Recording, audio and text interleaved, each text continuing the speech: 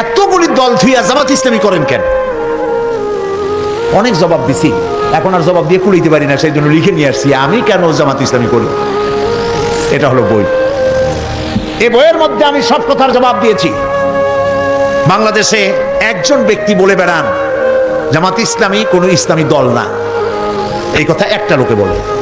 পৃথিবীতে আর কোন মায়ের সন্তান নয় এই রকমের বেয়াদবিপূর্ণ ধৃষ্টতাপূর্ণ কথা বলতে পারে একটা মানুষ নাই।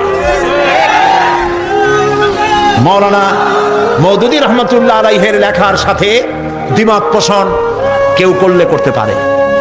যে বেশি কথা বলে দুই একটা কথা ভুল হয়েও যেতে পারে, যিনি বেশি লেখেন দুই একটা গলত হয়ে যেতেই পারে। মাওলানা মওদুদী তিনি কোনো মাযহাবের ইমাম নন, তিনি কোনো ফকিহ নন, তিনি ইসলামিক মুফাক্কিরে ইসলাম মুজাদ্দিদ ছিলেন।